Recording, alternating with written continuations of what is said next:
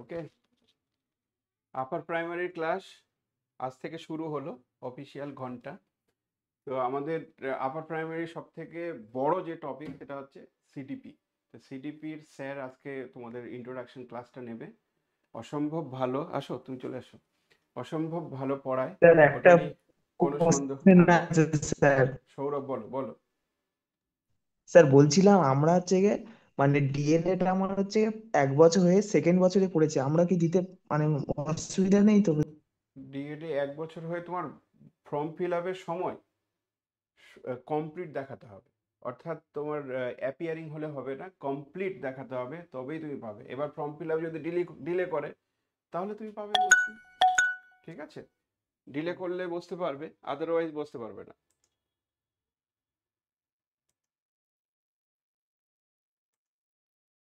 কিন্তু স্যার, যে নোটিফিকেশন হুম গ্যাজেটের, হুম সেই নোটিফিকেশনে কিন্তু বলা হয়েছে যে এনসিটির গাইডলাইন্স মেনে এক্সামটা হবে। যদি এনসিটির গাইডলাইন্স ফলো করা হয় তাহলে আমরা জানি সিটেটে যারা অ্যাপিয়ারিং ক্যান্ডিডেট অ্যাডমিশন নিয়ে থাকে তারা কিন্তু এক্সামটা দিতে পায়। সেই জন্য এটা হতে পারে, হ্যাঁ তাই তো? হতে পারে, যখন অফিসিয়াল নোটিফিকেশন আসবে তখনই কিন্তু সিওরিটি মানে মানে এটুকু বলতে পারবো যে মানে এনসিটির নিয়ম অনুযায়ী হলে তোমরা বসতে পাবে। এবার অফিসিয়াল যখন নোটিফিকেশন আসবে তখন কিন্তু পুরো ব্যাপারটা ক্লিয়ার হবে। ঠিক, তোমার মাইকটা অন আছে তো? এবার শোনা যাচ্ছে? স্যারের কথাগুলো ঠিকঠাক শোনা যাচ্ছিল? কথা বলো। হ্যালো। হ্যাঁ স্যার। হ্যাঁ স্যার, শোনা যাচ্ছে। প্রিভিয়াস স্পিচগুলো শুনতে পেয়েছিলে তোমরা? তোমার মাইক মিউট আছে, মাইকটা মিউট আছে, ওই জন্য শোনা যাচ্ছে না ঠিকঠাক। এবার শোনা যাচ্ছে, দেখো। হ্যালো, এবার কি বেটার হচ্ছে? দেখো। আমার কথা কি শুনতে পাচ্ছ তোমরা? সুন্দর সুন্দর স্যার, সুন্দর। ওকে ওকে, ঠিক আছে। তো যাই হোক, শোনো, যেটা বলছিলাম তোমাদের, চাইল্ড প্যাডাগোজি যেটা আছে বা চাইল্ড ডেভেলপমেন্ট, বিশাল বড় কিন্তু পার্ট। এই পার্টটা অনেকে যেটা ইয়ারকি ছলে বলে, আমি ইউটিউবেও বেশ কিছু তোমাদের কমেন্ট দেখি, তো সেখানে অনেকে বলে যে 5 ঘন্টার একটা লেন্দি ক্লাস করে নিলে এটা পাস করা সহজ। সেটা কিন্তু আগে ছিল। যেমন 2012 সালে আমি যখন অন্য স্কুল থেকে এই স্কুলে আসলাম, তো তখন আমরা কিন্তু টেট পাস করেছি। তো টেস্ট পাস করার জন্য ওখানে ক্রাইটেরিয়া ছিল যে জাস্ট পাস করলেই হবে, অর্থাৎ তার মেরিটটা কিন্তু দেখা হচ্ছিল না, যে ওখানে পাস করলেই হলো, তারপরে সাবজেক্টে তুমি কেমন তার উপর নির্ভর করে তোমার মেরিটটা আসবে। এবার কিন্তু 40 ওয়েটেজ হচ্ছে, 100 নাম্বারটার 40 ওয়েটেজ, আর সেটার উপরও মেরিটটা হ্যাম্পার হবে। তো সিডিপিটাকে ইজিলি নিও না, হালকাভাবে নিও না। আমি অনেক দিন ধরে এই স্যারকে বলে বলে বলে বলে লাস্ট পর্যন্ত রাজি করাতে পেরেছি। কারণ দেখো, কোয়ালিটিটাকে মেনটেন করতে হবে। সত্যি কথা বলতে, এমন অনেক টিচার বাজারে পড়ায়, দেখবে সেই সমস্ত টিচার এমনও হয়েছে, দেখা গেল যে নিজে হয়তো একটা সাবজেক্টে কোনোদিনই হয়তো সাইকোলজি নিয়ে পড়াশোনা করেনি, সেই টিচারও হয়তো দেখে দেখে সিডিপি পড়িয়ে দিচ্ছে। কিন্তু স্যার কিন্তু মাস্টার ডিগ্রি করেছে সাইকোলজির ওপর। মানে যা তা নয়, সঙ্গে সঙ্গে মুহূর্তের মধ্যে হয়ে যাবে তা নয়। সাবজেক্টের ডেপথ, সাবজেক্টের নলেজ না থাকলে এই তোমাদের সঙ্গে ইয়ার্কি করা যায় না। মানে তোমাদের সঙ্গে আমি ইয়ার্কি করছি যে সবাই দায়িত্ব নিলাম, দিয়ে আলটিমেটলি কোয়ালিটিটা মেনটেন করতে পারলাম না, সেটা যেন না হয়। সেই কারণে আমরা ভালো টিচারকেই হায়ার করেছি। তো তোমরা পড়ো, আজকে প্রথম ক্লাস।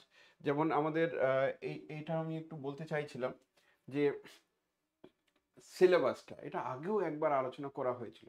সিলেবাস নিয়ে আগে আলোচনা করা হয়েছিল, কি কি আছে না আছে, নাম্বার কত আছে। যেমন 30 মার্কস, তুমি সিডিপি থেকে 30 মার্কস পাচ্ছ, কিন্তু বাংলাতে 30 যে পাচ্ছ, সেখানেও কিন্তু 15 মার্কস হচ্ছে সাবজেক্ট, 15 মার্কস আবার প্যাডাগজি। আবার ইংরেজিতে যেটা পাচ্ছ, 15 মার্কস হচ্ছে সাবজেক্ট, 15 মার্কস হচ্ছে প্যাডাগজি। গণিত আর বিজ্ঞানের মধ্যে যেটা পাচ্ছ, সেখানেও কিন্তু সেম জিনিস। গণিত বিজ্ঞানে আমাদের প্যাডাগজি আবার কত আসছে?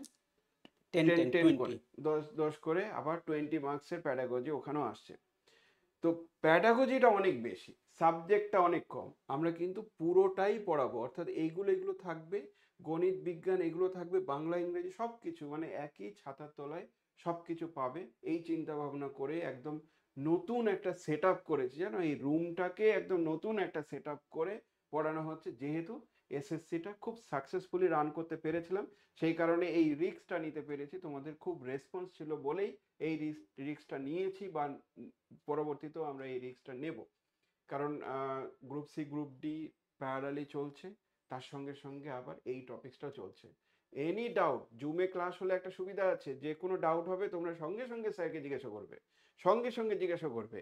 কিন্তু কখনো কখনো এমন হয় যে সবাই একসঙ্গে ডাউট বলতে গেলে হয়তো পড়ানো হ্যাম্পার হয়, সেই জন্য দেখবে যে পড়াতে পড়াতে লাস্টের দিকে দেখবে সব ডাউট ক্লিয়ারই হয়ে যায়। আমি পড়াতে গেলে তাই হয়, যে সমস্ত ডাউটগুলো ক্লিয়ারই হয়ে যাবে, তোমার জিজ্ঞাসা করার আগেই আমি ক্লিয়ার করে দেবো। তবু তোমাদের কোয়েরি থাকলে, যে কোনো কোয়েরি থাকলে তোমরা ডাউটটা ক্লিয়ার করে নেবে। একদম ডাইরেক্ট জুম থেকে ক্লাস করছো, সেখান থেকেই আবার অ্যাপেও চলছে, অ্যাপেও অনেকে জয়েন করে আছে। আজকে ইউটিউবে আমরা ভাবছিলাম যে হয়তো ভিডিওটা দেবো, কিন্তু স্ট্রিমিংটা লাস্ট পর্যন্ত করতে পারলাম না। যাই হোক, আমি এতগুলো টপিক্সের মধ্যে আমি গণিতের পার্টটা তোমাদের পড়াবো সপ্তাহে একদিন করে, আর তার সঙ্গে নিশান্ত স্যার পড়াবে, বাকি সমস্ত অনেক টিচার আছে, বিধান স্যার পড়াবে, ইংরেজির একজন টিচার পড়াবে। ঠিক আছে, তো আজকে ক্লাসটা তুমি শুরু করো। Thank you sir. ওকে, সবাই এনজয় করো, ক্লাস শুরু করো, লাস্ট পর্যন্ত থাকো। আর এই ক্লাসগুলো কিন্তু সব জায়গায় পাবে না, খুব খেটে খুঁটে ক্লাস করা। ওকে, চলো, কারো কোনো কোয়ারি থাকলে বলতে পারো, অন্য বিষয়ে আছে না? ওকে, ঠিক আছে, তুমি ক্লাসটা করো। Thank you sir. Hello students, good evening. তো আশা করি তোমরা সবাই ভালো আছো, তাই তো? সবাই ভালো তো? হ্যাঁ স্যার।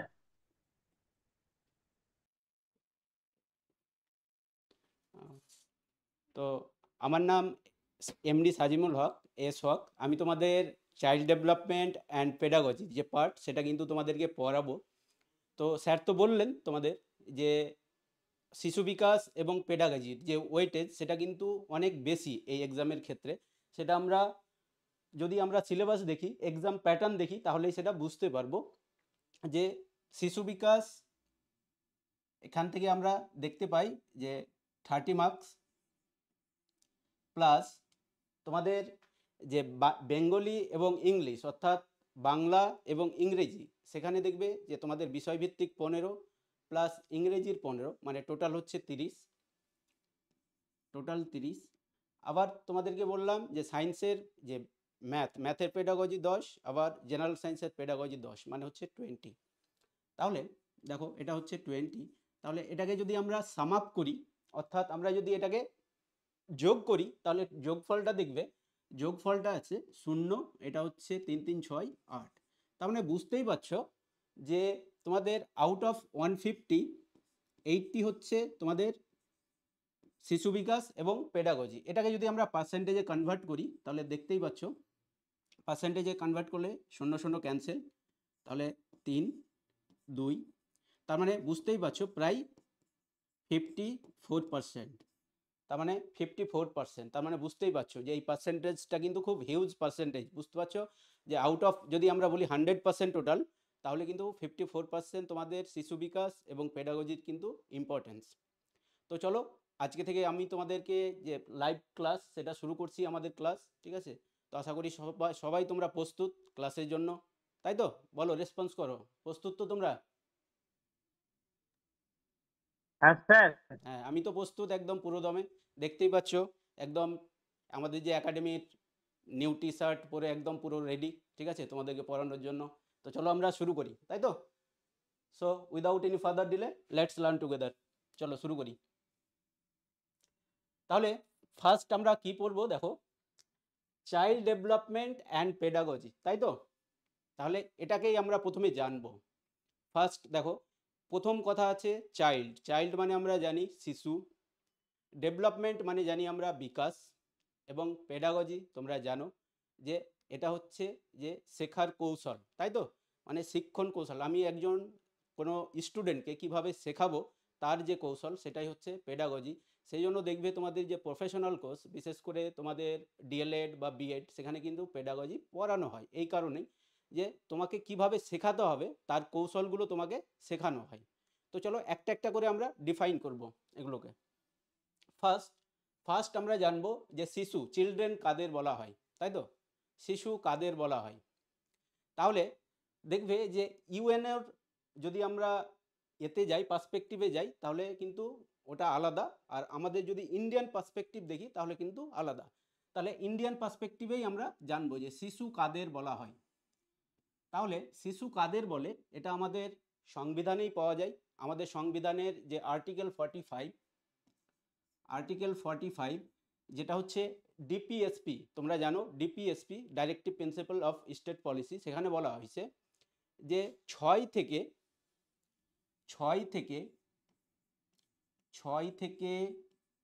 14 বছর বয়সের নাগরিকদের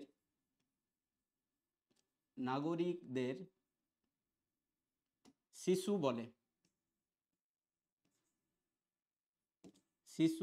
বলে।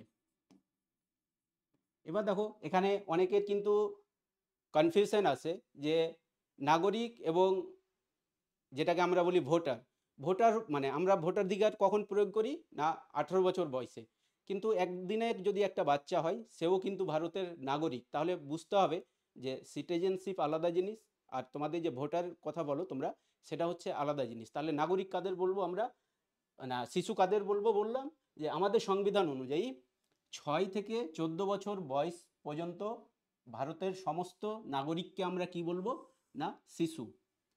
এটা আমাদের সংবিধানে বলা আছে, তো আমরা ইন্ডিয়ান পার্সপেক্টিভেই জানবো। এবার দেখো এটা কিন্তু আমাদের সংবিধানে বলা ছিল। এবার কি হয় না 2002 সালে 86তম সংবিধান সংশোধনীর মাধ্যমে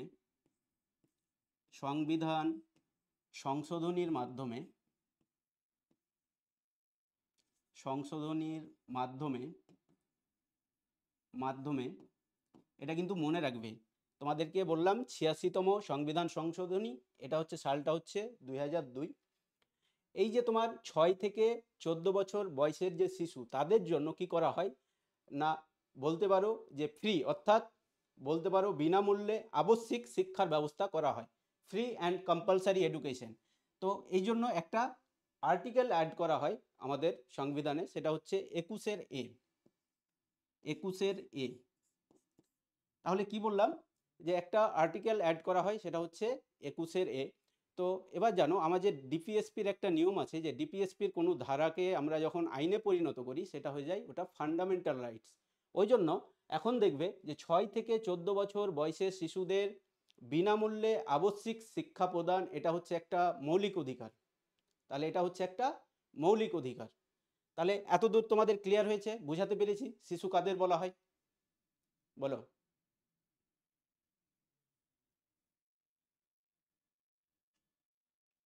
বলো, রেসপন্স করো, বুঝতে পারলে এতদূর?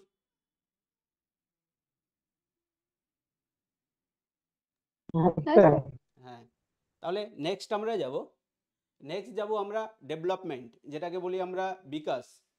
তো দেখবে একটা বাচ্চা যখন জন্মগ্রহণ করে তো বাচ্চার দেখবে যে অনেক পরিবর্তন হয়, দৈহিক পরিবর্তন হয়, মানসিক পরিবর্তন হয়, তোমার বলতে পারো সামাজিক পরিবর্তন ঘটে। তো এই যে ওভারঅল পরিবর্তন, এইগুলোকেই আমরা বলবো বিকাশ। তাহলে কি বললাম যে আমাদের যে দৈহিক মানসিক ওভারঅল যে পরিবর্তনগুলো হয় সেগুলোকে একসঙ্গে আমরা বলবো ডেভেলপমেন্ট বা বিকাশ। তো এবার দেখো এই যে তোমাদের পেডাগজিতে তোমাদেরকে কি পড়ানো হয়, তাহলে পেডাগজির আমরা যদি সিডিপির ফুল ফর্ম দেখি তাহলে দেখব যে আমরা সিডিপিতে কি পড়ি না আমাদের ডেভেলপমেন্ট অ্যান্ড পেডাগজি, অর্থাৎ বিকাশ মানে শিশুরা কিভাবে কি হয় না শিশুদের বিকাশ কিভাবে ঘটে, মানে শিশুদের পরিবর্তন কিভাবে ঘটে। আর আরেকটা পেডাগজি মানে তোমাদেরকে বললাম যে একজন শিক্ষককে কি কি কৌশল অবলম্বন করতে হবে যাতে করে একজন শিক্ষার্থী ভালোভাবে শিখতে পারে। তাহলে বিকাশ তোমাদেরকে বললাম যে দৈহিক মানসিক ওভারঅল যে তোমাদের পরিবর্তন সেটাকে একসাথে বলা হয় বিকাশ। এটা আমরা যখন গ্রোথ অ্যান্ড ডেভেলপমেন্ট পড়বো চ্যাপ্টারটা আরও ডিটেলসে আরও তোমাদেরকে বলতে পারো যে আরও বিস্তারিতভাবে কিন্তু এটা আলোচনা করব, কারণ আমাদের একটা চ্যাপ্টারই আছে তোমরা জানো যে ফার্স্ট যেটা চ্যাপ্টার আমরা সিডিপির পড়বো সেটা হচ্ছে, এটা যেহেতু ইন্ট্রোডাকশন ক্লাস তো যেটা চ্যাপ্টার পড়বো সেটা হচ্ছে তোমাদের জানো তোমরা সেটা হচ্ছে বৃদ্ধি এবং বিকাশ। তো ওখানে আরও বিস্তারিতভাবে কিন্তু আলোচনা করা হবে। নেক্সট হচ্ছে দেখো পেডাগজি। পেডাগজি, যেটা নিয়েই এত তোমাদের বললাম যে এত আলোচনা আমাদের, যে তোমাদেরকে তো শিশু বিকাশেরও পেডাগজি পড়তে হবে, তোমাদের সাবজেক্টেরও পেডাগজি কিন্তু তোমাদেরকে পড়তে হবে।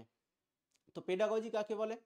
তাহলে দেখো আমি তোমাদেরকে এখানে লিখে দিয়েছি, দেখো পেডাগজি হলো সহজ ভাষায় যদি বলি শিক্ষাদান ও শিক্ষা গ্রহণের বিজ্ঞান ও কলা। তার মানে এটাকে যদি আরো আমরা কি করি না বিস্তারিতভাবে বলি, তাহলে দেখো শিক্ষার্থীর বয়স, প্রয়োজন ও মানসিকতা ও সামাজিক প্রেক্ষাপট অনুযায়ী কিভাবে শিক্ষা প্রদান করা হবে সেই কৌশল, নীতি ও পদ্ধতির অধ্যয়নকে পেডাগজি বলা হয়। তাহলে বুঝতেই পারছো যে কিভাবে শিক্ষা প্রদান করা হবে এবং কি কি কৌশল ও পদ্ধতি অবলম্বন করতে হবে, এটাই হচ্ছে পেডাগজির বিষয়বস্তু। তাহলে এতদূর তোমাদের আশা করি ক্লিয়ার হয়ে গেছে। তাহলে তোমাদেরকে বললাম যে শিশু, তারপরে তোমাদেরকে বললাম বিকাশ, তারপরে তোমাদেরকে বললাম পেডাগজি।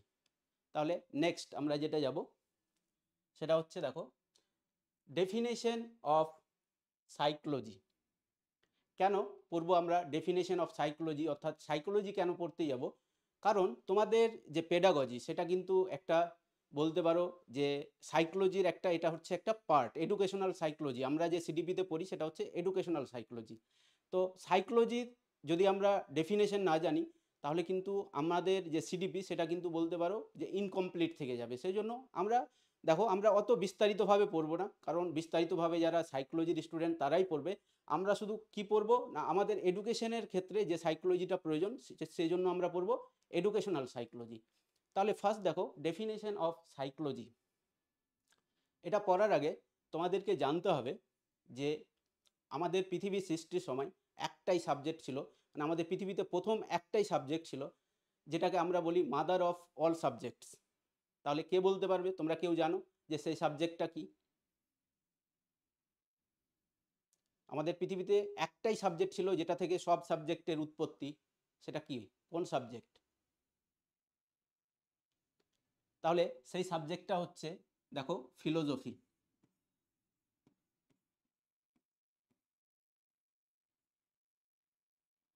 ফিলোজফি।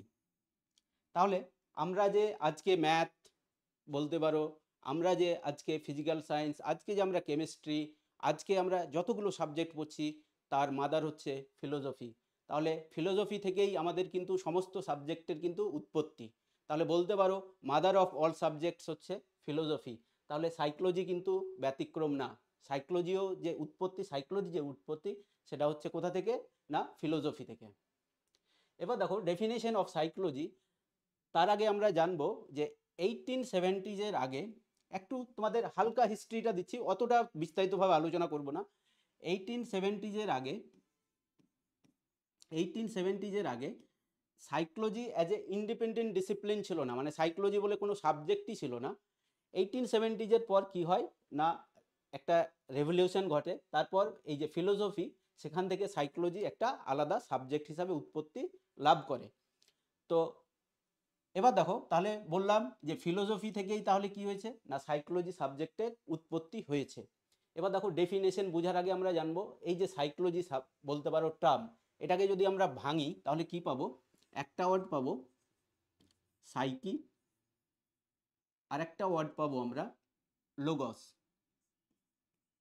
লোগস। তাহলে দেখো সাইকি কথার মানে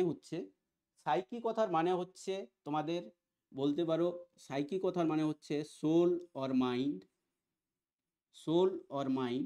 আর লোগস কথার মানে হচ্ছে স্টাডি।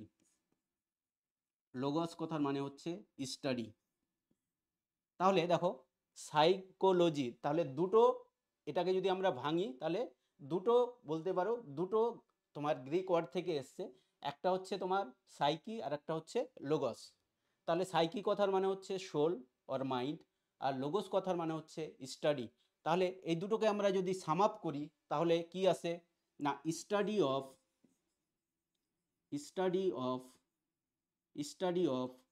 Soul or mind. তার মানে বুঝতেই পারছো যে তাহলে আমরা যদি এই দুটো ওয়ার্ডকে সাম আপ করি তাহলে আমরা কি পেলাম, যে সাইকি কথার মানে হচ্ছে আমাদের বলতে পারো সোল অর মাইন্ড, আর লোগোস কথার মানে হচ্ছে স্টাডি, তাহলে study of mind or soul, তার মানে আত্মার বা মনের অধ্যয়নকে বলবো আমরা মনোবিজ্ঞান। তাহলে কি বললাম, যে সোল মানে হচ্ছে আত্মা, তার মানে আমরা মনের অধ্যয়নকে বলবো মনোবিজ্ঞান। বুঝতে পেরেছো এত দূর আশা করি? বলো, কোনো সমস্যা হলে হ্যাঁ বলো। স্যার। হ্যাঁ, এবার দেখো নেক্সট আমরা যেটা জানবো সেটা হচ্ছে দেখো স্কুলস অফ সাইকোলজি। আমরা কিন্তু প্রত্যেকটা স্কুলস পড়বো না, কারণ আমাদের এডুকেশনাল সাইকোলজি প্রত্যেকটা স্কুলের কিন্তু আমাদের প্রয়োজন পড়বে না, সেই জন্য আমরা প্রত্যেকটা স্কুলস কিন্তু আমরা পড়বো না। এবার তোমরা বলবে যে স্কুলস কি, এই নিউ টাউন স্কুল, এখানে পাশে কিন্তু নিউ টাউন স্কুল আছে, বলতে পারো যে এই স্কুলস কেমন স্কুল, কোনো কনক্রিট বিল্ডিং না কেমন স্কুল? তো চলো আমরা একটু খুঁজি যে কীরকম স্কুল এটা, তাই না? চলো খুঁজি। তাহলে দেখো এই স্কুলস অফ সাইকোলজি বোঝার আগে তোমাদেরকে বললাম যে সাইকোলজি সাবজেক্টটা কিন্তু আগে কি ছিল না, ফিলোসফির আন্ডারে কিন্তু কি করতাম না, আমরা সাইকোলজিকে স্টাডি করতাম। এবার কি হলো না, সাইকোলজি যখন বলতে পারো যে অ্যাজ এ ইন্ডিপেন্ডেন্ট ডিসিপ্লিন যখন উৎপত্তি হলো এর, তখন সাইকোলজিস্টদের মধ্যে একটা দ্বন্দ্বের সৃষ্টি হয়ে যায়, মতপার্থক্যের সৃষ্টি হয়ে যায়। কি মতপার্থক্য না, সাইকোলজির সাবজেক্ট ম্যাটার কি হবে, অর্থাৎ সাইকোলজিতে আমরা কি স্টাডি করব, কি পড়ব, এটা নিয়ে কি হয় না, সাইকোলজিস্টদের মধ্যে একটা মতপার্থক্যের সৃষ্টি হয়। কীরকম, যদি আমি তোমাদেরকে বলি যে ইতিহাস, ইতিহাস ইতিহাসের সাবজেক্ট ম্যাটার কি, তো তোমরা খুব সহজেই বলে দিবে যে ইতিহাসের সাবজেক্ট ম্যাটার হচ্ছে অতীতের ঘটনা, তাই তো? অতীতের ঘটনা আমরা কিন্তু ইতিহাসে স্টাডি করি। যদি তোমাদেরকে আমি বলি যে লাইফ সায়েন্স অর্থাৎ জীববিদ্যার সাবজেক্ট ম্যাটার কি, না তোমরা বলবে যে জীব নিয়ে আলোচনা। তো এবার যখন সাইকোলজি সাবজেক্টের উৎপত্তি হলো, তখন সাইকোলজিস্টদের মধ্যে কি হয় না, মতপার্থক্যের সৃষ্টি হয়। কি মতপার্থক্য, যে সাইকোলজির সাবজেক্ট ম্যাটার কি হবে, এটা নিয়ে সাইকোলজিস্টদের মধ্যে কি হয় না, মতপার্থক্যের সৃষ্টি হয়। তো এই স্কুলস অফ সাইকোলজি দেখো কিভাবে সৃষ্টি হলো। ধরো যে 100 জন সাইকোলজিস্ট ছিলেন, তিনাদের মধ্যে কেউ কেউ বলছেন যে সাইকোলজির সাবজেক্ট ম্যাটার হওয়া উচিত study of mind or soul. দেখো এই যে ডেফিনেশন, এই ডেফিনেশনটা কারা দিয়েছিলেন? এই ডেফিনেশনটা হচ্ছে সাইকোলজির সবচেয়ে আদিম ডেফিনেশন বলতে পারো। মডার্ন ডেফিনেশন কিন্তু একটু আলাদা, তোমাদের একটু পরেই পড়াবো। এই যে ডেফিনেশন, এই ডেফিনেশনটা দিয়েছিলেন ফিলোজফার্স যারা ছিলেন সেই সময়ে, তারাই দিয়েছিলেন। কারণ তোমাদেরকে বললাম যে সাইকোলজি প্রথমে কোন সাবজেক্টের, মানে বলতে পারো যে কোন সাবজেক্টের মধ্যে আমরা স্টাডি করতাম না, ফিলোজফি। সেই জন্য এর যে আদিম ডেফিনেশন বলতে পারো, ফার্স্ট যে ডেফিনেশন, সেটা দিয়েছিলেন ফিলোজফার্সরা। এবার কেউ কেউ বলতে লাগলেন যে কি হওয়া উচিত না, study of mind or soul. ধরো যে 100 জনের মধ্যে 15 জনের, মানে 15 জন বলছেন যে স্টাডি অফ মাইন্ড হওয়া উচিত। আবার কেউ বলছেন যে না, সাইকোলজির সাবজেক্ট ম্যাটার হওয়া উচিত study of behaviour, study of behaviour behaviour. আবার ধরো এখানে 20 জন এটা বলছেন। আবার ধরো 30 জন বলছেন না, সাইকোলজির সাবজেক্ট ম্যাটার হওয়া উচিত স্টাডি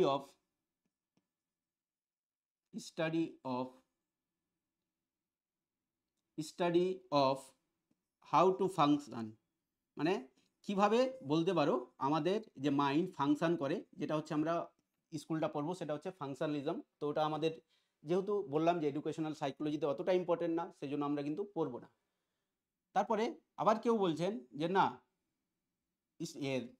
তোমার বলতে পারো যে সাইকোলজির সাবজেক্ট ম্যাটার হওয়া উচিত, ধরো কোনো একটা তোমার ভিউ পয়েন্ট দিচ্ছে স্টাডি অফ মেন্টাল প্রসেস।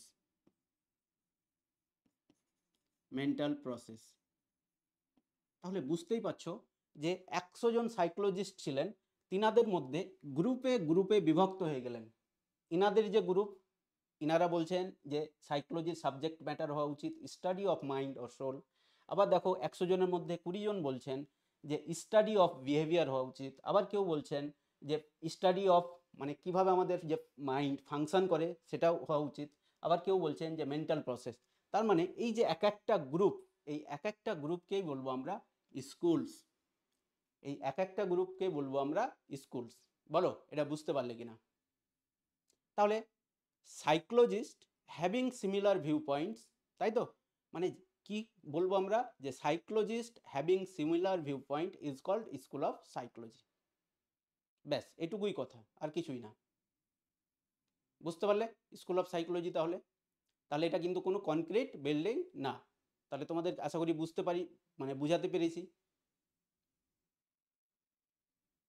বলো।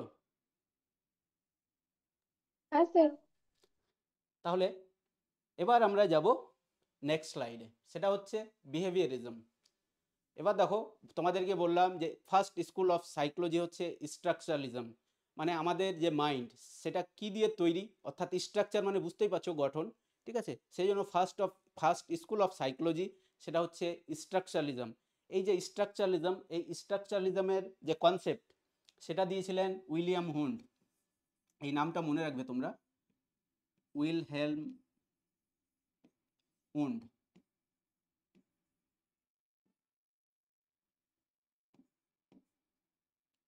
তাহলে ফার্স্ট স্কুল অফ সাইকোলজি যেটা হচ্ছে স্ট্রাকচারালিজম, সেটার যে বলতে পারো ফাদার তিনি হচ্ছেন উইলিয়াম হুন্ড।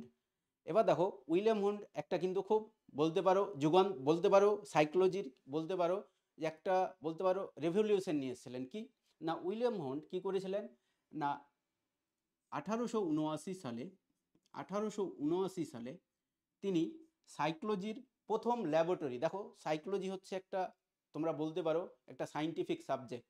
এবার দেখো কোনো সায়েন্টিফিক সাবজেক্টকে যখন আমরা কোনো সায়েন্টিফিক সাবজেক্টের কোনো কম্পোনেন্টস নিয়ে আমরা যখন রিসার্চ করব, তখন আমাদের একটা ল্যাবের প্রয়োজন, তাই তো?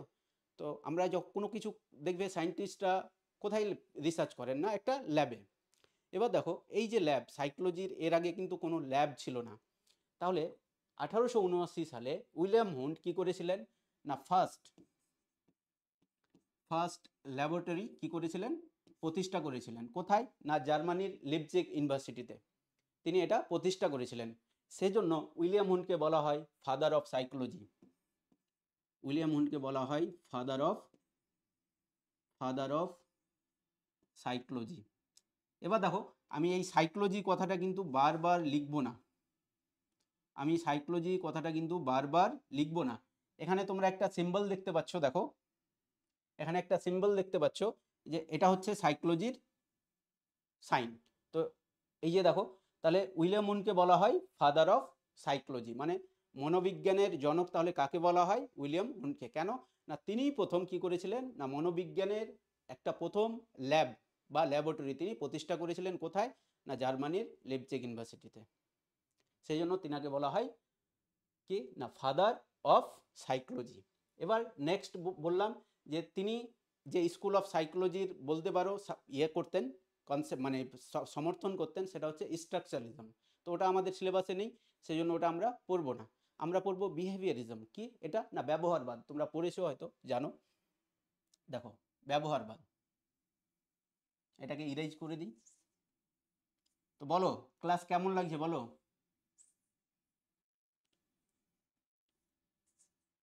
বুঝতে পারছো বলো? কোনো সমস্যা হলে বলবে কিন্তু খুলে।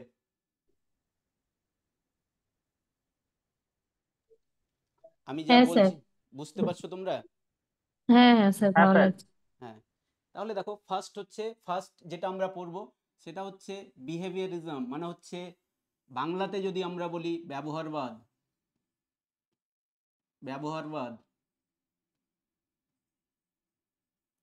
এটাকে বলা হয় first force of psychology. First force of মানে বলতে পারো যতগুলো স্কুল আছে তার ফার্স্ট ফোর্স বলা হয়। কেন বলা হয় না, দেখো প্রথম স্কুল অফ সাইকোলজি ছিল স্ট্রাকচারালিজম, মানে আমাদের মাইন্ড কি দিয়ে তৈরি। আমাদের মাইন্ড কিন্তু আমরা দেখতে পাই না, তাই তো? আমরা কিন্তু দেখতে পাওয়া যায় না, এটা কিন্তু ভিজিবল না। কিন্তু প্রথম একটা স্কুল, যে স্কুল কি করেছিল না সাইন্টিফিক্যালি আমাদের বলতে পারো যে মনোবিদ্যার সেটা কিন্তু স্টাডি করেছিল, সেটা হচ্ছে বিহেভিয়ারিজম। কি না তোমরা বুঝতেই পারছো যে বিহেভিয়ার কথা থেকে এসছে, বিহেভিয়ারিজম মানে হচ্ছে ব্যবহার। মানুষের ব্যবহার কিন্তু দুই রকমের হয়, ব্যবহারটা আমাদের দুই রকমের হয়। একটাকে বলি আমরা কোভার্ট, আর আরেকটাকে বলি আমরা ওভার্ট, তাই তো? কভার থেকেই বুঝতে পারছো, কোভার্ট কথার মানে হচ্ছে যেটা আমরা কি করি না চেপে রাখি, আর আরেকটা হচ্ছে ওভার্ট মানে আমরা যেটা আমরা দেখতে পাই। তো আমাদের দুই রকম বিহেভিয়ার হয়। আমাদের কিছু কিছু বিহেভিয়ার আমরা দেখতে পাই এবং কিছু কিছু বিহেভিয়ার আমরা দেখতে পাই না। যেরকম সাপোজ তোমাদের মধ্যে অনেকেই, তোমরা যারা আছো সবাই তোমরা কি করবে না, তোমরা আপার প্রাইমারি টেট এক্সাম দেবে, তাই তো? আপার প্রাইমারি টেটের জন্য প্রিপারেশন নিচ্ছ, তোমরা আপার প্রাইমারি টেটের এক্সাম দেবে।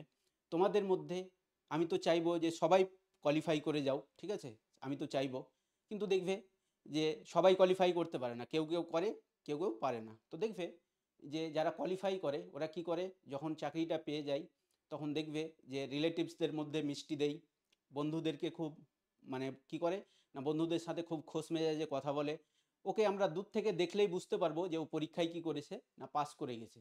কিভাবে বুঝতে পারলাম না, ওর হাবভাব দেখে, ওর আচরণ দেখে, ওর ব্যবহার দেখে আমরা বুঝতে পারছি যে ওর কি হয়েছে না ও পরীক্ষায় পাস করে গেছে। বা তুমি যখন দেখবে যে আশেপাশের কেউ মাধ্যমিক পরীক্ষা যখন দেয়, ও যখন ভালো রেজাল্ট করে তো দেখবে ওর বিহেভিয়ার অর্থাৎ ব্যবহারেই বোঝা যায় যে ওর রেজাল্ট ভালো হয়েছে। কি করে না ও খুব খুশি থাকে, খুব উৎফুল্ল থাকে। এটা হচ্ছে আমাদের ওভার্ট মানে যেটা আমরা দেখতে পাই, যেটা যেটা হচ্ছে ভিজিবল, যেটা আমরা দেখতে পাই। এবার কোভার্ট কোনটা, যেটা আমরা দেখতে পাই না। কীরকম, ধরো তোমার স্কুলে তোমার টিচার, হয়তো তুমি কোনো মিসবিহেভ করেছো, তোমার টিচার কি করেছে না তোমাকে বকা দিয়েছেন। এবার তোমাকে হয়তো খারাপ লেগেছে, কিন্তু তুমি সেটা, ওই যে তোমার খারাপ লাগাটা তুমি টিচারের সামনে কিন্তু তুমি কি করতে পারো না, না এক্সপ্রেস করতে পারো না যে স্যার আপনি এরকম কেন বললেন, তুমি মেজাজ দেখাতে পারবে না স্যারকে, একটা অভদ্রতা দেখাই, ঠিক আছে, যে তুমি টিচারের সাথে আর্গুমেন্টে যাচ্ছ। তাহলে এরকম করো না, কি করি না আমরা ওটাকে চেপে রেখে দিই। তাহলে এটা হচ্ছে আমাদের কোভার্ট বিহেভিয়ার। যে আমরা দেখবে তোমার বন্ধুদের সাথে তোমরা যখন কথা বলো, কেউ পিন মেরে তোমাদেরকে কথা বলে, ঠিক আছে, আঘাত দিয়ে কথা বলে, কিন্তু তুমি ওটা কি করতে দাও না, না বন্ধুকে বুঝতে দাও না যে তোমাকে এই কথাটা আঘাত লেগেছে। ওটাই হচ্ছে আমাদের কোভার্ট বিহেভিয়ার, মানে যে বিহেভিয়ারটা আমরা দেখতে পাই না। তো প্রথম স্কুল অফ সাইকোলজি কি করেছিল না আমাদের কি যে আমাদের যে বলতে পারো যে আচরণ, সেটাকে কি করেছিল না, যেহেতু আচরণটা ভিজিবল দেখা যায়, এটাকে সাইন্টিফিক্যালি স্টাডি করেছিল, এই জন্য এটাকে বলা হয় ফার্স্ট ফোর্স অফ সাইকোলজি। এবার দেখো এর যে জনক তিনি হচ্ছেন জেবি ওয়াটসন। JB Watson. তাহলে ব্যবহারবাদের জনক কাকে বলা হয় না জেবি ওয়াটসনকে। জেবি ওয়াটসনকে বলা হয় ব্যবহারবাদের জনক। কিন্তু জেবি ওয়াটসন কিন্তু এই ব্যবহারবাদকে একটা বলতে পারো যে সর্বোচ্চ শিখায় পৌঁছতে পারেননি। তিনি ব্যবহারবাদের কনসেপ্টটা নিয়ে এসেছিলেন, কিন্তু খুব বলতে পারো যে এটাকে কিন্তু ডেভেলপ করতে পারেননি। ব্যবহারবাদকে সর্বোচ্চ শিখায় নিয়ে গেছিলেন তিনি হলেন থর্নডাইক। আমরা পড়ব লার্নিং থিওরিজে, যখন আমরা থর্নডাইক পড়ব, তোমাদের জন্য একটা আমি ক্লাসও তৈরি করছি থর্নডাইকের। তো থর্নডাইক যখন পড়বে তখন বুঝতে পারবে যে থর্নডাইককে মানে থর্নডাইক কী করেছিলেন না ব্যবহারবাদকে সর্বোচ্চ শিখায় নিয়ে গিয়েছিলেন, মানে ব্যবহারবাদকে সবচেয়ে উঁচুতে নিয়ে গিয়েছিলেন থর্নডাইক। এক সময় থর্নডাইক ছিলেন বলতে পারো যে আমাদের মানে এডুকেশন যে এডুকেশনাল সাইকোলজি তার কিন্তু ফাদারও বলা হয় থর্নডাইককে। কেন বলা হয় থর্নডাইককে ফাদার অফ এডুকেশনাল সাইকোলজি না, এর আগে যতগুলো মনোবিজ্ঞানী ছিলেন তার তেনারা কি করতেন না রিসার্চ করতেন, সেটা কি করতেন না মনোবিজ্ঞানের মধ্যেই সীমাবদ্ধ রেখে দিতেন। কিন্তু থর্নডাইকই ছিলেন প্রথম মনোবিজ্ঞানী যিনি কি করেছিলেন না মনোবিজ্ঞানকে এডুকেশনাল ফিল্ডে অ্যাপ্লাই করেছিলেন, মানে শিক্ষাক্ষেত্রে এটাকে অ্যাপ্লাই করেছিলেন, প্রয়োগ করেছিলেন। এই জন্য আমরা বলে থাকি যে এডওয়ার্ড লি থর্নডাইক অর্থাৎ ইএল থর্নডাইক, ইনার পুরো নাম হচ্ছে এডওয়ার্ড লি থর্নডাইক।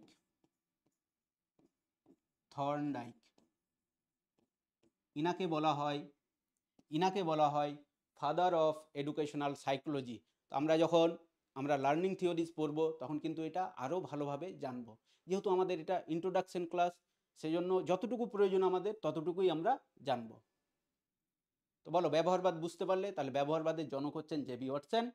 তাহলে ব্যবহারবাদকে সর্বোচ্চ শিখায় নিয়ে গেছিলেন ইএল থর্নডাইক। ইএল থর্নডাইককে বলা হয় father of educational psychology. Plus তোমাদেরকে আরেকটা কথা বলে রাখি, আমরা স্কুলে যে মার খেয়েছি, তাই তো, আমাদের টিচাররা যে মেরেছেন, এটার জন্য দায়ী কিন্তু থর্নডাইক। এটার জন্য দায়ী কিন্তু থর্নডাইক, কারণ পানিশমেন্টের যে কনসেপ্ট সেটা থর্নডাইকই নিয়ে এসেছিলেন। এবার তোমরা যারা রিওয়ার্ডস পেয়েছো, পুরস্কার পেয়েছো, এটারও কিন্তু জনক হচ্ছেন থর্নডাইক, কারণ তিনি পানিশমেন্টেরও কনসেপ্ট নিয়ে এসেছিলেন, তিনি কিন্তু রিওয়ার্ডসেরও কনসেপ্ট নিয়ে এসেছিলেন। তার মানে বুঝতেই পারছো, একটা নেগেটিভ একটা পজিটিভ। তো তোমরা যারা মার খেয়েছি স্কুলে, তার জন্য দায়ী কিন্তু থর্নডাইক। এবার তোমরা যারা পুরস্কার পেয়েছো, তার জন্য কৃতজ্ঞতা কিন্তু থর্নডাইককে দেওয়া যায়। এবার দেখো নেক্সট তাহলে আমরা কি জানবো, আরও আমরা তোমাদেরকে বললাম যে থর্নডাইক সম্পর্কে আমরা আরও পড়বো বিস্তারিতভাবে। নেক্সট আমরা যে স্কুল অফ সাইকোলজি পড়বো সেটা হচ্ছে মনোবিশ্লেষণ তত্ত্ব, যেটাকে ইংলিশে বলা হয় সাইকো অ্যানালাইসিস। এটা আমরা পার্সোনালিটি, তাহলে এই যে বলতে পারো স্কুল অফ সাইকোলজি, এই স্কুল অফ সাইকোলজির ফাদার হচ্ছেন সিগমন্ড ফ্রয়েড, তাই তো, সিগমন্ড ফ্রয়েড। তো এটা আমরা যখন পার্সোনালিটি পড়বো, এখানে আরও ডিটেলসে আলোচনা আছে, তো ওখানেই আমরা ভালোভাবে পড়বো। এখানে যতটুকু প্রয়োজন ততটুকুই করব। এখানে আমরা দুটো কনসেপ্ট জানবো, একটা হচ্ছে লেভেলস অফ মাইন্ড, আর একটা হচ্ছে আমাদের এলিমেন্টস অফ মাইন্ড। তো এই দুটোই জানবো এই স্কুল অফ সাইকোলজি থেকে। তাহলে ফার্স্ট হচ্ছে আমাদের লেভেল অফ মাইন্ড। এখানে দেখো ফার্স্ট হচ্ছে, এটা হচ্ছে লেভেলস অফ মাইন্ড।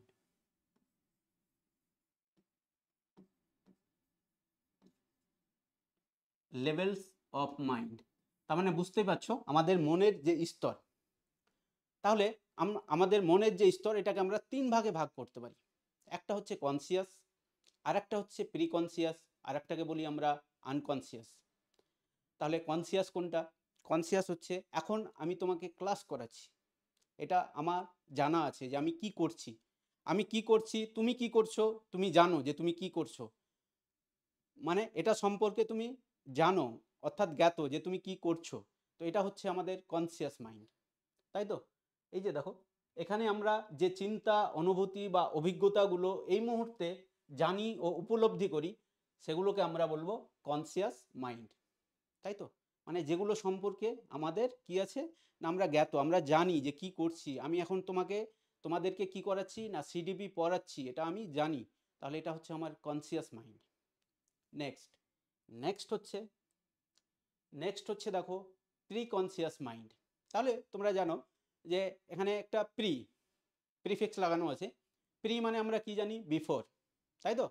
প্রি মানে হচ্ছে বিফোর, আর কনসিয়াস মানে তোমাদেরকে বললাম যে তোমাদের চেতন, তাই তো। মানে এই সম্পর্কে তোমার চেতনার মধ্যে এটা নেই, কিন্তু তোমাকে কেউ যদি জিজ্ঞেস করে, তুমি সাথে সাথে এর আনসারটা কিন্তু বলে দিতে পারবে। কীরকম, একটা যদি তোমাদেরকে এক্সাম্পল দিই, যে তোমার বাবার নাম কি, বা আমাকেই কেউ যদি জিজ্ঞেস করে তোমার মায়ের নাম কি, তাই তো, কেউ যদি জিজ্ঞেস করে, তো আমি সব সময় কিন্তু আমার কনসিয়াস মাইন্ডে রাখি না যে আমার মায়ের নাম তাহেরা, তাই তো। মানে আমার মায়ের নামটাকে আমি সব সময় কি করি না, মুখস্থ করে রাখি না, কিন্তু আমাকে কেউ যদি জিজ্ঞেস করে এর আনসার আমি সাথে সাথেই দিয়ে দিতে পারি। মানে প্রিকনসিয়াস মানে কি, যে কনসিয়াসের ঠিক আগে কেউ যদি আমাকে জিজ্ঞেস করে, সাথে সাথে সেটা আমার কনসিয়াসে চলে আসবে। এটা হচ্ছে আমাদের প্রিকনসিয়াস। বুঝতে পারলে? তাহলে দেখো এখানে লিখে রেখেছি, এই স্তরে এমন চিন্তা বা স্মৃতি থাকে যা এই মুহূর্তে সচেতন নয়, কিন্তু প্রয়োজনে সহজেই মনে আনা যায়। তার মানে আমাকে ভাবতে হয় না যে আমার মায়ের নাম কি, এভাবে আমাকে ভাবতে হয় না, তাই তো। হয়তো আমরা কোনো কিছু প্রশ্ন জিজ্ঞাসা করি, কোনো কিছু যখন আমরা ধরো যে কোয়েশ্চেন জিজ্ঞাসা করি পড়াশোনার, তখন আমাদেরকে হয়তো ভাবতে হয়, কিন্তু এই যে আমার মায়ের নাম, বাবার নাম, এগুলো কিন্তু আমাদের ভাবতে হয় না, এগুলো হচ্ছে আমাদের প্রিকনসিয়াস। তার মানে কনসিয়াসের ঠিক আগে। বুঝতে পেরেছো এই দুটো কনসেপ্ট বুঝতে পেরেছো?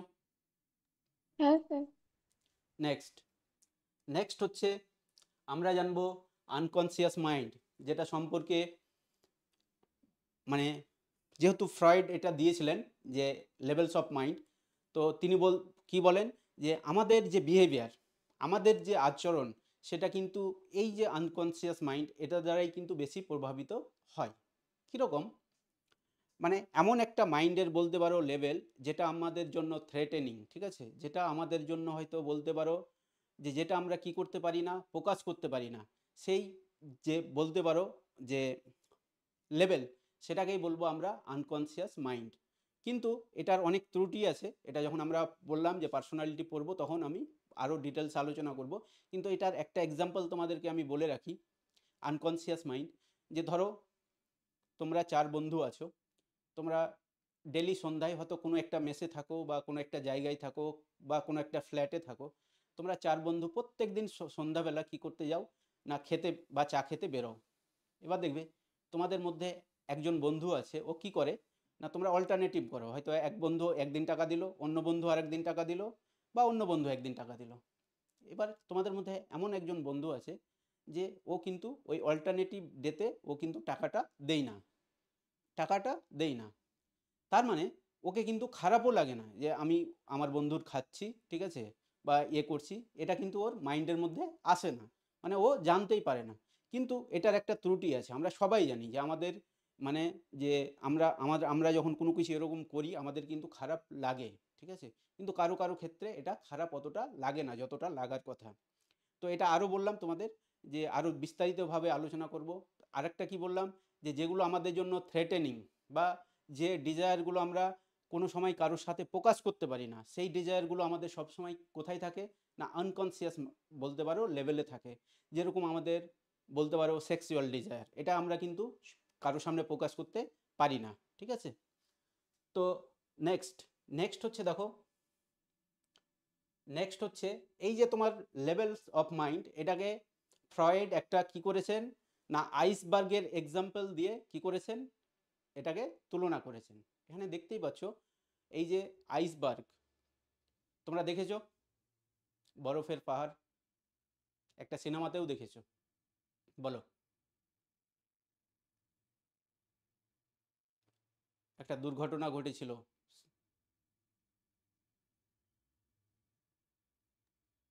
ঠিক আছে, টাইটানিক সিনেমা।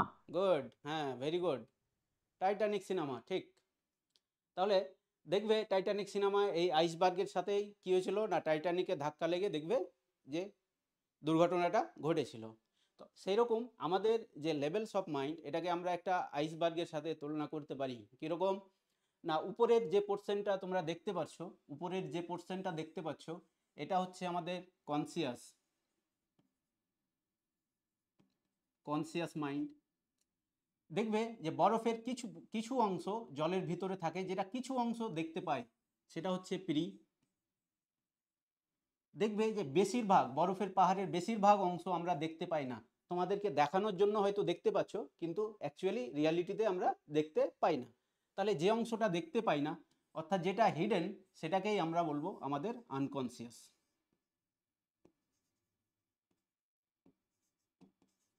বুঝতে পারলে তাহলে এক্সাম্পলটা? তাহলে যে পোর্শনটা আমরা দেখতে পাই, মানে যেটা সম্পর্কে আমরা জানি কি করছি, সেটা হচ্ছে কনসিয়াস। যেটা হচ্ছে হালকা হালকা দেখা যায়, ঠিক আছে, মানে বলতে পারো যে কিছুটা অংশ দেখা যায়, সেটা হচ্ছে আমাদের প্রিকনসিয়াস। যেটা আমরা দেখতেই পাই না, যেটা আমাদের লুকায়িত বলতে পারো হিডেন, সেটা হচ্ছে আমাদের আনকনসিয়াস। এই আনকনসিয়াসই কিন্তু আমাদের কি করে না, পার্সোনালিটির ক্ষেত্রে কিন্তু গুরুত্বপূর্ণ ভূমিকা পালন করে। যেহেতু আমরা পার্সোনালিটি চ্যাপ্টার পড়বো, সেখানে কিন্তু আরও বিস্তারিতভাবে এটা আলোচনা করব।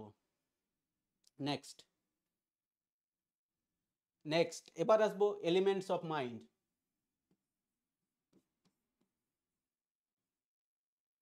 এলিমেন্টস অফ মাইন্ড,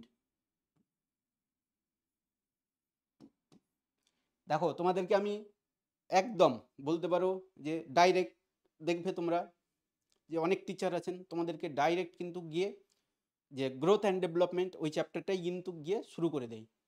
তোমাদের যেগুলো যে বলতে পারো যে হালকা ইন্ট্রোডাকশন, মানে যেগুলো তোমাদের জানা দরকার, যে সাইকোলজির উৎপত্তি কোথা থেকে হলো বা স্কুল অফ সাইকোলজি কি, তোমরা যখন বইয়ে পড়বে তখন তোমরা বুঝতেই পারবে না। সেই জন্য যেগুলো যেগুলো তোমাদের বলতে পারো কনসেপ্ট ক্লিয়ারের জন্য যে কনসেপ্টগুলো তোমাদের আবশ্যিক, সেগুলোই কিন্তু তোমাদেরকে কি করছি না, শেয়ার করছি। দেখো অনেকগুলো স্কুলস অফ সাইকোলজি আছে যেগুলো আমরা ডিসকাশনই করলাম না, কেন? আমাদের এডুকেশনাল সাইকোলজিতে সেগুলো নেই। আমাদের সিলেবাসে সেইগুলো নেই, যেগুলো আমাদের সিলেবাসে আছে সেগুলোই নিয়ে এখানে আমরা ডিসকাশন করব, তাই তো? ফালতু আমরা টাইম ওয়েস্ট কিন্তু করব না। তাহলে দেখো এখানে দেখো তোমাদের ক্ষেত্রে যেগুলো প্রয়োজন পড়বে সেগুলোই কিন্তু এখানে আলোচনা করব। দেখো ইড, ইড দেখো ইড কি তোমরা পড়েছো হয়তো অনেক সময়। ইড হচ্ছে দেখো, ইড খুব সহজ ভাষায় যদি বলি, ইড হচ্ছে একটা বলতে পারো যে বলে না বাচ্চেমি, মানে বাচ্চাদের বলতে পারো প্রবৃত্তি। বাচ্চারা দেখবে যে যা চাই, মানে ইডের ভাবনা হচ্ছে আমি যা চাইবো সাথে সাথে যেন আমি পেয়ে যাই, অর্থাৎ এটা সব সময় কি করে না প্লেজার প্রিন্সিপালের উপর কাজ করে, ও সব সময় আনন্দই চাই। যেরকম দেখবে যে বাচ্চারা কোনো জিনিস যখন চাইলো, ধরো যে ওর খিদে পেয়েছে, ওকে তুমি, ও বললো যে আমাকে খাবার দাও, এবার তুমি যদি বলো যে খাবার একটু লেট হবে, ও কিন্তু সহ্য করবে না, কাঁদতে শুরু করে দেবে। মানে ওর কথা হচ্ছে ও যা চাইবে যখন চাইবে তখনই যেন কি করা হয় না ওকে দেওয়া হয়। তাছাড়া ইড, ইড হচ্ছে বললাম তোমরা কি কি করে না, ইড আমাদের যে ডেজায়ার, আমাদের যে আকাঙ্ক্ষা সেটা সবসময় পূরণ করার চেষ্টা করে। ওই জন্য দেখবে যে আমাদের মধ্যে, আমাদের থটের মধ্যে অনেক সময় অনেক আকাঙ্ক্ষা আছে যেগুলো আমরা হয়তো আমার সামর্থ্য নেই, মানে আমি ওটা আমার যে চাহিদা সেটা কিন্তু আমি পূরণ করতে পারবো না। তখন ইট কি করে না এভিল থটস, তোমরা বলতেই পারো যে ধরো যে আমার, ধরো যে আমি কোনো, ধরো যে একটা খেলা খেলছি, খেলতে খেলতে ধরো ওখানে কি হয় না পয়সা পয়সা লাগে, গ্যাম্বেলিংয়ে বলতে পারো, গ্যাম্বেলিং, ওখানে পয়সা লাগে, আমার টাকা লাগে। এবার হয়তো আমার কাছে 100 টাকা ছিল, আমি হয়তো 50-50 টাকা করে লাগে। এবার আমি কি করলাম না 50-50 টাকা করে আমি দুইবার খেললাম আর পারলাম না, ঠিক আছে, কোনো কিছু আমার প্রফিট হলো না। এবার দেখো ইড কি বললাম যে সব সময় কি করে না ডেজায়ার, কি করে না ওর ডেজায়ার পূরণ করতে চায়, ও চাইছে যে আমি এখান থেকে কোনো রকম যদি একবার জিতে যাই তাহলে আমি কি করব না আমার 5,000 টাকা হয়ে যাবে। তখন ও কি করবে না ওর মধ্যে চিন্তা আসবে যে আমি দুইবার এই যে 100 টাকা হেরে গেলাম, এটা আমাকে উঠাতে হবে। তখন ও কি করবে না ওর হয়তো বাবা বা মায়ের পকেট থেকে কি করবে টাকা চুরি করে নেবে, দিয়ে ওই গ্যাম্বলিংটা ও খেলবে। তার মানে ও সব সময় চায় যে ওর আশা আকাঙ্ক্ষা কি হয় না পূরণ হয়ে যায়। ও ভাববে না, নৈতিকতা ভাববে না, কোনো কিছু ভাববে না। ও কি করবে না সব সময় ওর বলতে পারো যে আশা আকাঙ্ক্ষা কি করতে চায় না ওর যে ডিজায়ার সেটা ও সব সময় ফুলফিল করতে চায়। তো দেখো এখানে আমি তোমাদেরকে লিখে রেখেছি, এটি মানুষের অচেতন, এটা তোমার যে এলিমেন্টস অফ মাইন্ড, এটা হচ্ছে আনকনসিয়াস মাইন্ডের কিন্তু একটা পার্ট। এটা এটা দেখো জন্মের সময় থেকেই থাকে, মানে আমাদের জন্মের পর থেকেই এটা থাকে আমাদের মধ্যে। ক্ষুধা, তৃষ্ণা, ঘুম, যৌনতা ইত্যাদি প্রাথমিক প্রবৃত্তি কাজ করে। যেরকম আমাদের ঘুম, ঘুম আসলে আমাদের ঘুমানোর ইচ্ছে করে। আমাদের বললাম যে যদি আমরা ক্ষুধা পাই, অর্থাৎ মানে আমরা যদি হাংরি ফিল করি তাহলে আমাদের কি চাই না খাবার চাই। তো বললাম যে সব সময় কি করে না প্লেজার প্রিন্সিপালের উপর কাজ করে। এখানে দেখো এটি সব সময় তাৎক্ষণিক তৃপ্তি চাই, মানে লাগবে তো লাগবে, এখনই লাগবে। দেখো এখনই সাথে সাথে, যেটা বাচ্চারা চায়, যে তুমি ওকে বললে যে একটু থামো খাবারটা হয়ে যাচ্ছে, বা ও চকলেট চাইলো, ওকে বললে যে এখনই তো চকলেট খেলে পরে দিচ্ছি, ও মানবে না, ও যেটা চাইছে ওটাই নেবে। তারপর দেখো নৈতিকতা বা বাস্তবতার ধার ধারে না, মানে এই ইডের কাছে কিন্তু মোরালিটি বলে কোনো কিছু নেই, যে কোনটা নৈতিকভাবে ঠিক কোনটা ঠিক নাই। ও সব সময় চাইবে যে আমি আমার যে আনন্দ সেটা যেন আমি পেয়ে যাই। তো এটাই হচ্ছে ইড, বুঝতে পারলে যে এটা সব সময় কি করে না তোমার যে বলতে পারো সব সময় আনন্দ খুঁজে, সব সময় নিজের ডিজায়ারকে পূরণ করার চেষ্টা করে। বলো বুঝতে পেরেছো এতদূর?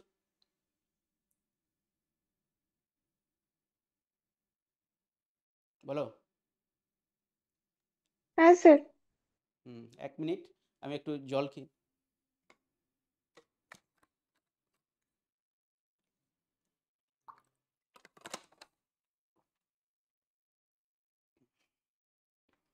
দেখো এটাও কিন্তু একটা ইড, আমি যেখানে জল খেতে গেলাম এটাও কিন্তু একটা ইড, যে তেষ্টা পেলো আমি গিয়ে ডাইরেক্ট জলটা খেয়ে নিলাম।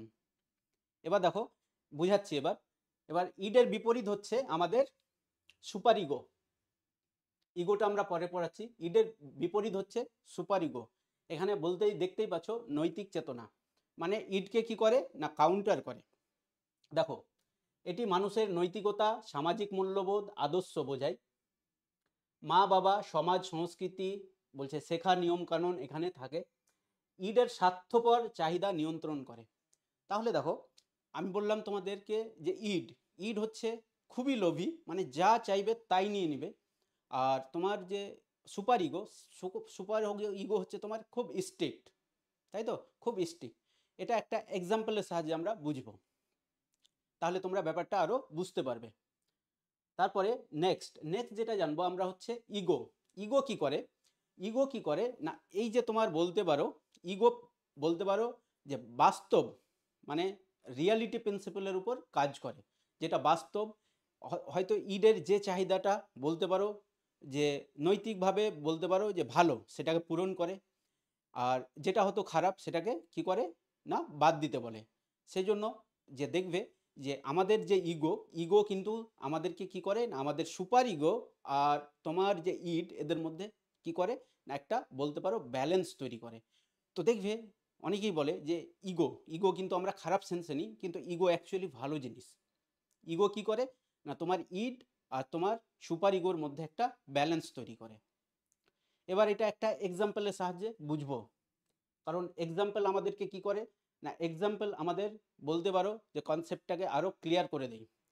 এখানে দেখতেই পাচ্ছ তোমাদের বারবার এই যে ওয়াটারের যে বটল, মানে বুঝতেই পারছো যে জলের যে বোতল, সেটা কিন্তু দেখিয়ে রেখেছি। কি না, ধরো তুমি একটা কম্পিটিটিভ এক্সাম দিতে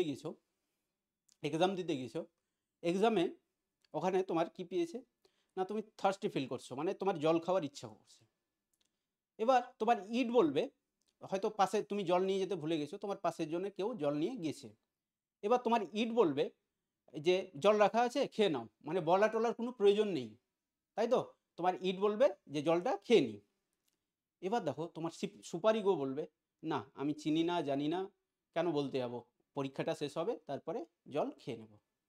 এবার দেখো তোমার ইগো কি বলবে, তোমার ইগো বলবে যে তেষ্টাও পেয়েছে, জলটা খেলে একটু মনটা শান্তিও পাবে, হয়তো মনটা শান্তি পেলে পরীক্ষাটাও ভালো হবে, তো বলে কি করি না জলটা খেয়ে নিই, যে আমি জলটা খেতে পারি, মানে ওর পারমিশনটা নিলে, দিয়ে তুমি জলটা খেয়ে নিলে। তাহলে এটাই হচ্ছে কি তিনটে, মানে বলবে যে না বলেই খেয়ে নাও, রাখা আছে জল খেয়ে নাও। তোমার সুপার ইগো কী করবে না, তোমাকে খুব স্ট্রিক্ট রাখবে যে না পরীক্ষা পরেই খাবো, আমি চিনি না, জানি না কার জল খেতে যাবো, এরকম ভাবাবে। আর তোমার বলতে পারো ইগো কি করবে না, এদের মধ্যে ব্যালেন্স তৈরি করবে কি না, পারমিশন নিয়ে জলটা খাওয়া যেতে পারে। বলো, বুঝতে পারলে?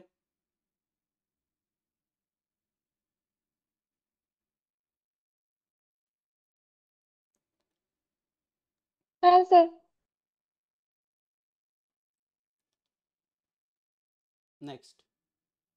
নেক্সট আমরা এখান থেকে কি কোয়েশ্চেন হয়, তাই তো, প্রিভিয়াস ইয়ারে কি কোয়েশ্চেন্স এসছে, বিশেষ করে বিভিন্ন টেট এক্সামে, সেগুলো আমরা দেখব। তো দেখো তোমাদেরকে পড়ালাম, তোমরাই কিন্তু আনসার করবে, আমার আত্মবিশ্বাস যে তোমরাই কিন্তু এই আনসারগুলো করতে পারবে। দেখো, চাইল্ড ডেভেলপমেন্ট অ্যান্ড পেডাগজি বিষয়টি মূলত কি নিয়ে আলোচনা করে? ইতিহাস ও ভূগোল, শিশুদের শারীরিক বিকাশ মাত্র, শিশুদের বিকাশ ও শেখার প্রক্রিয়া, কেবলমাত্র শিক্ষণ পদ্ধতি। বলো। সি নাম্বার অপশনটা হবে। Very good. তাহলে শিশুদের বিকাশ ও শেখার প্রক্রিয়া। যাক, আমাকে খুব প্রাউড ফিল হচ্ছে যে আমি তোমাদেরকে শেখাতে পেরেছি, তোমরা আনসারগুলো নিজে থেকেই করতে পারছো। এটাই কিন্তু আমার বলতে পারো একটা বুস্টার, যে হ্যাঁ আমি ভালো পড়াতে পারি। তারপর দেখি নেক্সট, সিডিপি বিষয়টি মূলত কোন পরীক্ষায় গুরুত্বপূর্ণ ভূমিকা রাখে? নেট পরীক্ষা, শিক্ষক যোগ্যতা পরীক্ষা, TET, CTET, WB TET, bank পরীক্ষা, রেল পরীক্ষা। এটা কিন্তু সবাই পারা উচিত তোমাদের, সবাই আনসার করো। Option B. বি। আর দুজনেই শুনতে পেলাম। Sir option B. Option B, good, বাহ, বি। Option B. তাহলে আমরা এই যে সিডিপি, তো ওই জন্য দেখবে যে আমরা টিচিং ওরিয়েন্টেড যে জব, যখন আমরা টিচিং ওরিয়েন্টেড জবের এক্সাম দিই, তখনই আমাদেরকে সিডিপি বলতে পারো যে আমাদেরকে কি করতে হয় না, বেশি বেশি পড়তে হয়। তাহলে টিচিং ওরিয়েন্টেড জব হচ্ছে, দেখতেই পাচ্ছ, টিচার এলিজিবিলিটি টেস্ট, সিটেট যেটা হচ্ছে সেন্ট্রাল, আর আমাদের যেটা হচ্ছে ডব্লিউবি টেট। নেক্সট দেখো, পেডাগজি শব্দের অর্থ কি? শিক্ষানীতি, শিক্ষণ প্রক্রিয়া বা শিক্ষাদান পদ্ধতি, শিক্ষার্থীর ফলাফল, শিক্ষকের প্রশিক্ষণ।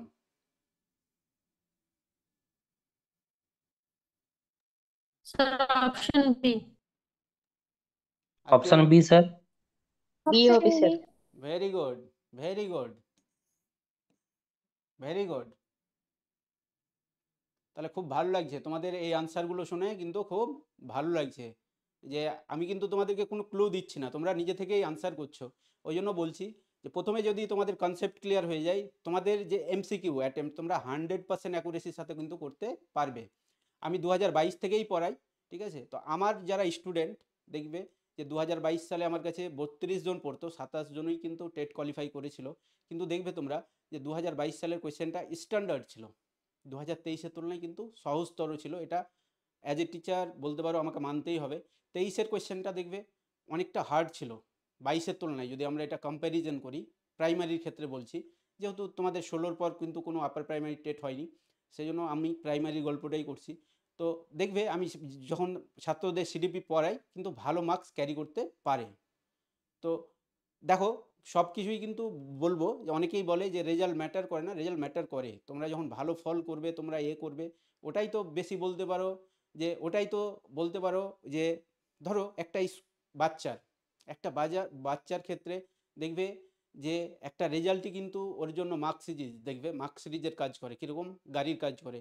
দেখবে যে ওর বাবা মা কী করে, ঢোল পিটিয়ে বেড়ায় যে আমার ছেলে এত পেয়েছে অত পেয়েছে, তাই তো?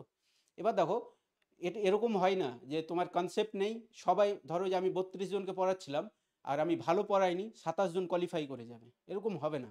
হয়তো 1-2 জন পেয়ে যেতে পারে, কিন্তু 32 জনের মধ্যে 27 জন কিন্তু কোয়ালিফাই করতে পারবে না। তো তোমরাও দেখো, তোমাদেরকেও আমি আমার বেস্ট দিয়ে চেষ্টা করব যাতে করে তোমাদের মধ্যে ম্যাক্সিমাম জন তোমরা কি করতে পারো না, টেট কোয়ালিফাই করে যেতে পারো। আর এই যে তোমাদেরকে বললাম যে সিডিপি, বললাম যে তোমাদের শিশু বিকাশ এবং পেডাগজি, এটা কিন্তু খুব ইম্পর্ট্যান্ট রোল প্লে করবে, ঠিক আছে, তোমাদের টেট এক্সামের ক্ষেত্রে। নেক্সট কোয়েশ্চেন হচ্ছে, দেখো সিডিপি বিষয়ের মূল লক্ষ্য কি?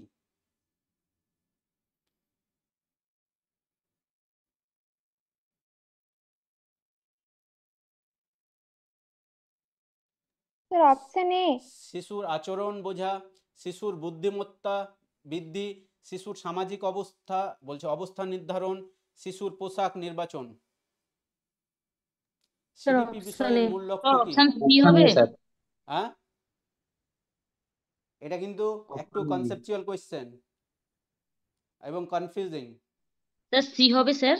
হ্যাঁ ঠিক, শিশুর সামাজিক অবস্থান নির্ধারণ, এটা হচ্ছে সঠিক উত্তর। এবার দেখো তোমাদেরকে বলে দিই যে আমাদের এমসিকিউ দেখবে অনেক সময় দেখবে যে সঠিক আনসার থাকে, অনেকগুলো সঠিক আনসার থাকে, কিন্তু ওর মধ্যে যেটা বেস্ট সেটাই তোমাদেরকে কি করতে হবে না, চুজ করতে হবে। তোমরা আজ দেখেছো যে 2022 সালে প্রাইমারি টেটে একটা কোয়েশ্চেন এসেছিল ম্যাথের, একটা ছিল যে পরিধি আর একটা ছিল পরিধির দৈর্ঘ্য।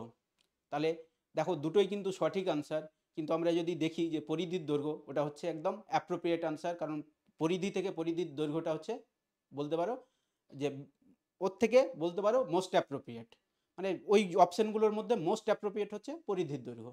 তো তোমাদের এমসিকিউয়ে অনেক সময় দেখবে যে অনেকগুলো অপশান ঠিক, কিন্তু ওর মধ্যে মানে সবচেয়ে যেটা মোস্ট অ্যাপ্রোপ্রিয়েট সেটাকেই কিন্তু তোমাকে কী করতে হবে না, ক্লিক করতে হবে।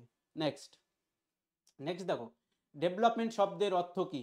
কেবলমাত্র বৃদ্ধি, মানসিক ও শারীরিক পরিবর্তন, শারীরিক ও মানসিক বৃদ্ধি ও পরিবর্তনের ধারাবাহিক প্রক্রিয়া, স্থির অবস্থা। স্যার সি হবে। C option. ঠিক, গুড, সি অপশন। শারীরিক মানে দৈহিক, মানসিক মানে হচ্ছে মেন্টাল, এবার বলছে পরিবর্তনের ধারাবাহিক প্রক্রিয়া, মানে এটা হচ্ছে একটা কন্টিনিউয়াস প্রসেস। এটা তোমাদেরকে বললাম যে গ্রোথ অ্যান্ড ডেভেলপমেন্ট যখন পড়াবো আরও কিন্তু ব্যাপারটা তোমাদের ক্লিয়ার হয়ে যাবে, কোনো চাপ নেবে না। তারপর দেখো সিডিপি বিষয়টি কোন দুটি অংশে বিভক্ত? বুদ্ধি ও স্মৃতি, বিকাশ ও শিক্ষণবিদ্যা, শিক্ষা ও রাজনীতি, মনোবিজ্ঞান ও দর্শন। স্যার বি হবে। ঠিক, কারণ সিডিপিকে যদি আমরা ভাঙি ওয়ার্ডটাকে, তাহলে চাইল্ড ডেভেলপমেন্ট অ্যান্ড পেডাগজি, তাহলে ডেভেলপমেন্ট বুঝতেই পারছো, যে আমাদের বিকাশ এবং পেডাগজি হচ্ছে শিক্ষণবিদ্যা, তাহলে option B is the correct answer. তারপর দেখো, শিশু বিকাশ অধ্যয়নের মাধ্যমে শিক্ষক কি জানতে পারে? একজন টিচার কি জানতে পারে, তোমরা বলো আনসারটা। স্যার শিশু শেখার ধরন ও চাহিদা। Sir option B. বলো। Option B. Option sir B, শিশু শেখার ধরন ও চাহিদা, বি হবে। ঠিক। অপশন বি হচ্ছে তোমাদের কারেক্ট আনসার। তাহলে শিশুর শেখার ধরন ও চাহিদা, একদম সঠিক আনসার। নেক্সট, তারপর দেখো, শিক্ষণবিদ্যার মূল উদ্দেশ্য কি?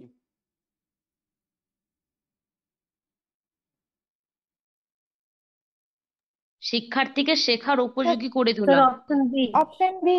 বাহ, very good, option B. Very good.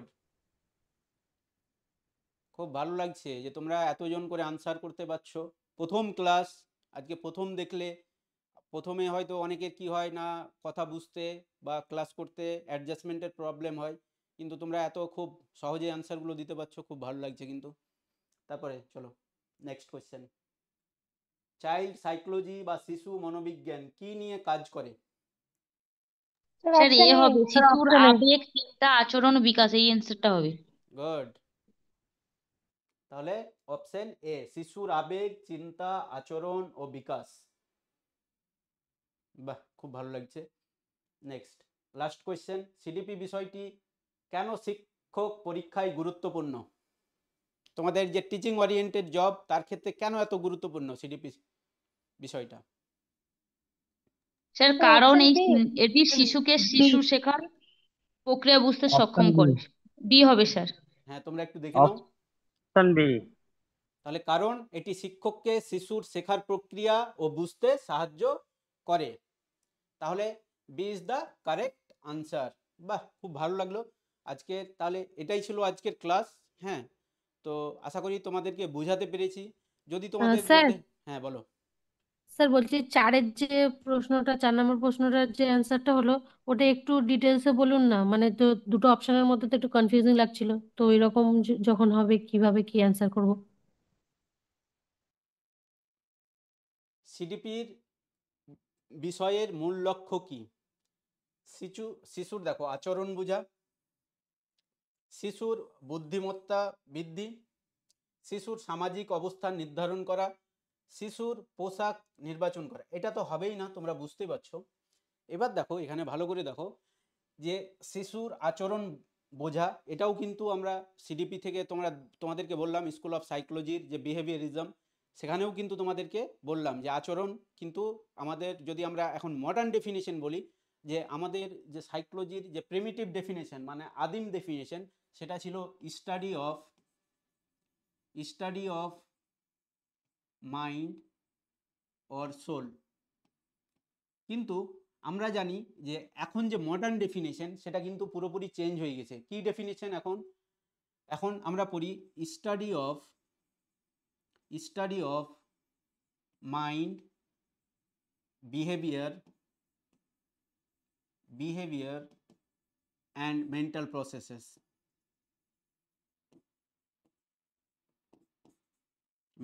Processes.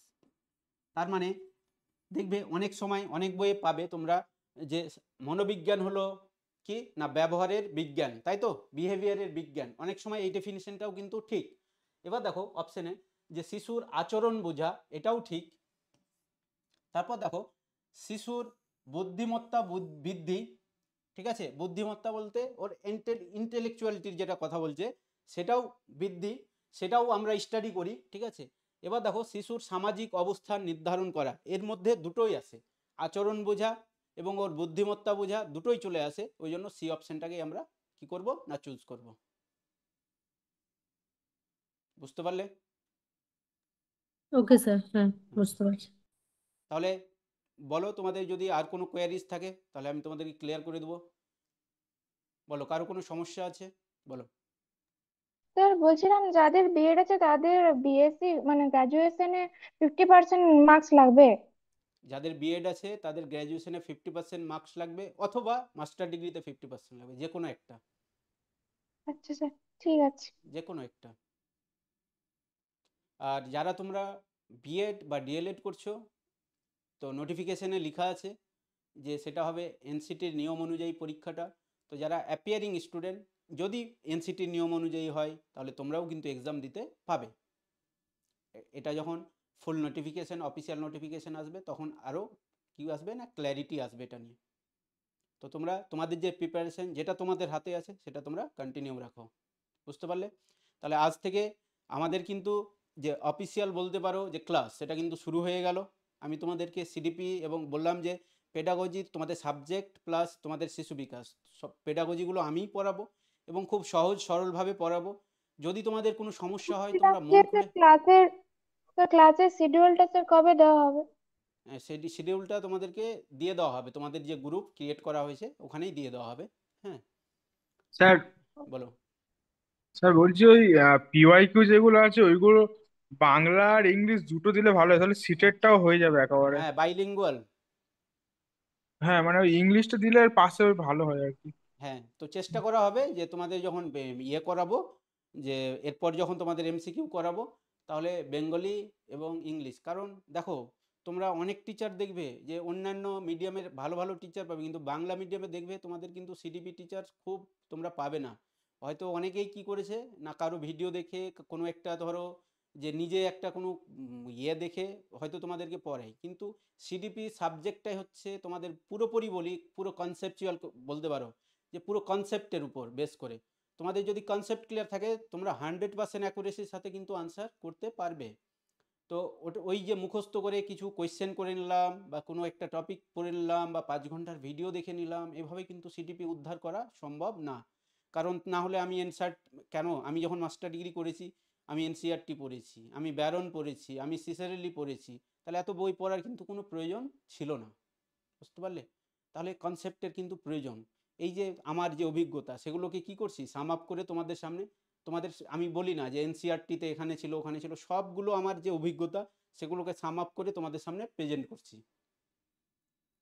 তো আজকে থেকে যেহেতু ক্লাস শুরু হয়ে গেল, তো তোমার ফ্রেন্ডরা বা কেউ যদি ইন্টারেস্টেড থাকে, যে ভাবছিল যে তোমরা অ্যাডমিশন নেবে না নেবে না, তো তাদেরকে বলে দিবে যে আজ থেকে ক্লাস শুরু হয়ে গেছে। আমাদের মানে অফিসিয়াল যে বলতে পারো যে শিডিউল, সেটা আজ থেকেই কিন্তু শুরু হয়ে গেল। আমাদের ফার্স্ট কিন্তু ক্লাস আজকে হয়ে গেল। তো আর কারো কোনো কোয়ারিজ আছে বলো।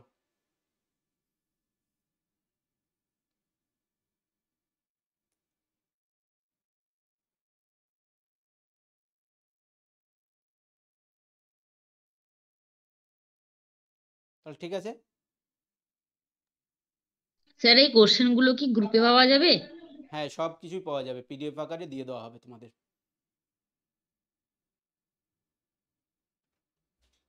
পিডিএফ আকারে সব কিছুই দিয়ে দেওয়া হবে। ওকে, তাহলে এটাই ছিল আজকের ক্লাস। হ্যাঁ, তো তোমাদের ক্লাসটা কেমন লাগলো, এই ভিডিওটা আমরা ইউটিউবে আপলোড করব। তো তোমরা যারা ইউটিউবে দেখবে এই ভিডিওটা কেমন লাগলো, ক্লাসটা কেমন লাগলো, তোমাদের যে মূল্যবান বলতে পারো ফিডব্যাক, তোমরা অবশ্যই কমেন্ট বক্সে জানাবে। Thanks for watching this. Thank you sir. Okay. Thank you sir.